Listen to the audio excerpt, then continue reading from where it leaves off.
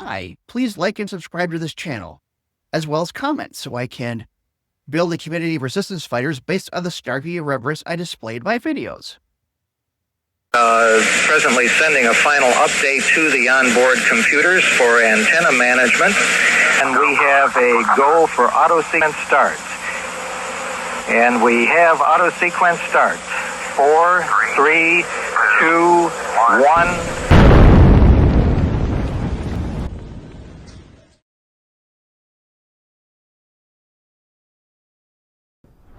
912, welcome back. We're going right to Chicago Mayor Brandon Johnson speaking about an executive order amid the ICE actions in Chicago. Building code violations. The residents were dealing with deplorable conditions already, and this was before ICE trampled on them. But when they came in the middle of the night, they terrorized the families that were living there. There were children who were without clothing. They were zip-tied, taken outside at 3 o'clock in the morning. A senior resident, an American citizen with no warrants, was taken outside and handcuffed for 3 hours. Doors were blown off their hinges, walls were broken through, immigration agents coming from Black Hawk helicopters to set up snipers on nearby buildings. This is America. One resident described the situation plainly, and I quote, "They had immigrants in one van and black people in another van." This raid wasn't about public safety. It was about and it's certainly not about immigration. This was about a show of authoritarianism, a forceful display of tyranny. They sent a clear message to all Chicagoans. They said, "We do not respect your rights. We can do anything we want and we will film it and put it on social media." The very next day, ICE agents chased people outside of a homeless shelter on the south side and then caused a car accident on the west side. Immigration agents put a young black man in a chokehold on the side of the street in East Garfield Park. Bastards. Witnesses, one of which you will hear from this morning, bravely filmed the interaction, eventually leading to this person's release. On Friday, agents dispersed tear gas in the middle of a busy city street. Chicagoans were hit with chemical agents while walking their children home from school. A couple ran from tear gas with a 2-year-old child in their care.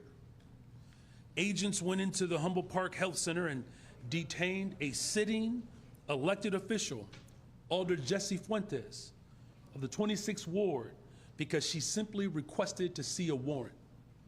On Saturday, they escalated even further by shooting a U.S. citizen. They claimed it was defensive fire, but frankly, we cannot trust anything that comes out of the administration. It was only a few short weeks ago that they claimed officers were severely injured in the killing of Mr. Villegas Gonzalez in Franklin Park. A Sun-Times investigation found that the agent said on a body camera footage that it was, in fact, nothing major. We have a rogue, reckless group of heavily armed mass individuals roaming throughout our city that are not accountable to the people of Chicago. Their actions put all Chicagoans at risk. When protesters confronted federal immigration agents in Brighton Park on Saturday, they were met with pepper balls and more repression.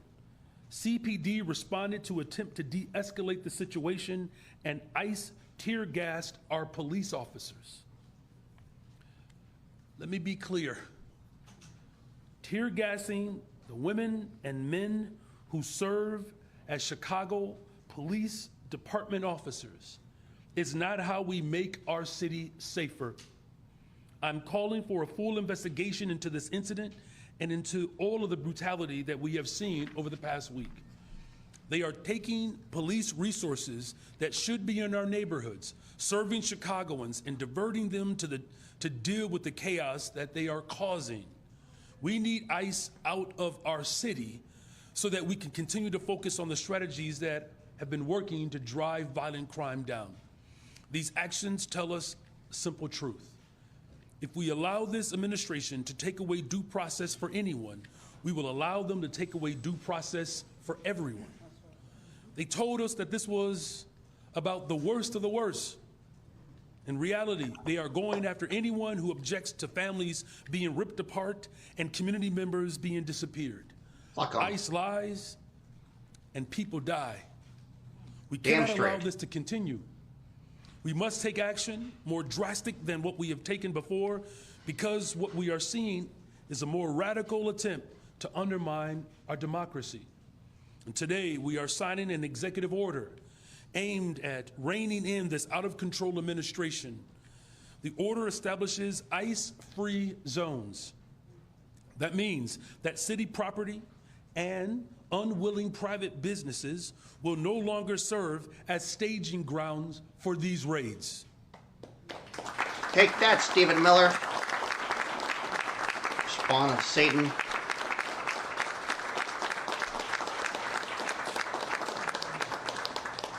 Our school parking lots are not for ICE to load their weapons. They are for Chicagoans who drop their kids off to learn. Our libraries are not for ICE to prepare for a raid. They're for Chicagoans to read and relax. Our parks are not for ICE to set up checkpoints. They are for Chicagoans to play and enjoy. Fuck yourself, Private KRISTI establishments Noem. can partner with us to make it clear that private property is private property, and ICE cannot enter establishments without a valid warrant. Private entities may voluntarily choose to display signage to designate their property as part of a citywide network of community spaces that stand together in affirming the safety, dignity, and belonging of all of our residents. By extending this protection beyond city-owned land, the order builds a broad civic shield that limits the reach of harmful enforcement practices. It strengthens neighborhood solidarity, and it reaffirms Chicago's role as a welcoming city. The fact is, we cannot allow them to rampage throughout our city with no checks or balances. Nobody is above the law. If we break the law, you should be held accountable. If Congress will not check this administration, then Chicago will.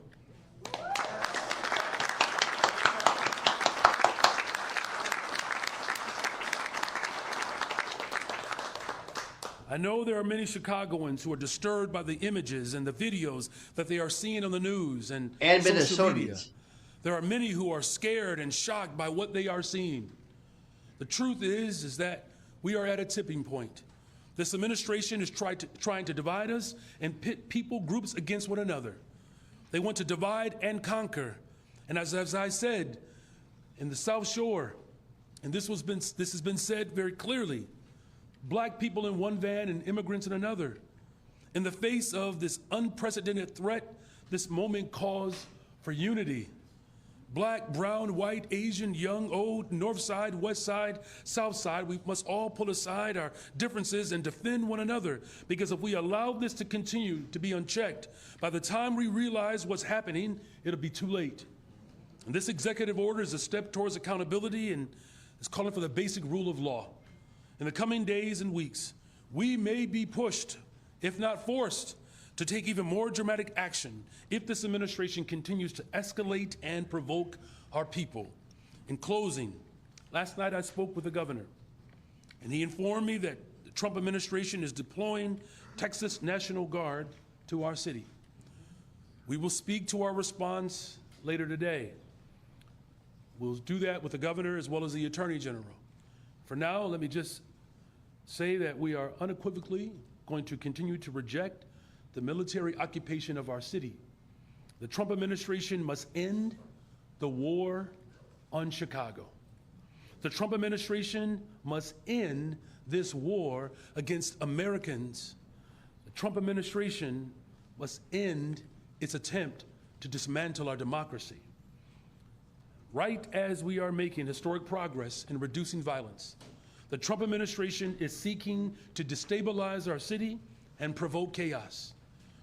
We said that they would use ICE as a pretext to send in the National Guard, and now they are doing just that.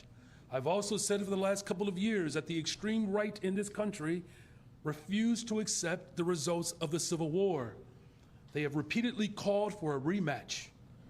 But in the coming weeks, we will use this opportunity to build greater resistance. Chicagoans are clear. Militarizing our troops in our city as justification to further escalate a war in Chicago will not be tolerated. The past teaches us that just because we are on the right side of history, that doesn't mean that we will succeed. It's going to take courage and determination, bravery, unity. But one thing that I know for sure in this great nation, this moment that we are in, Chicago was built for this moment.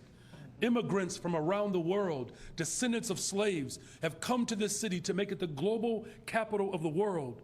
And now we stand in a moment that is testing our very humanity, and the city of Chicago will stand the test of time. Thank you very much.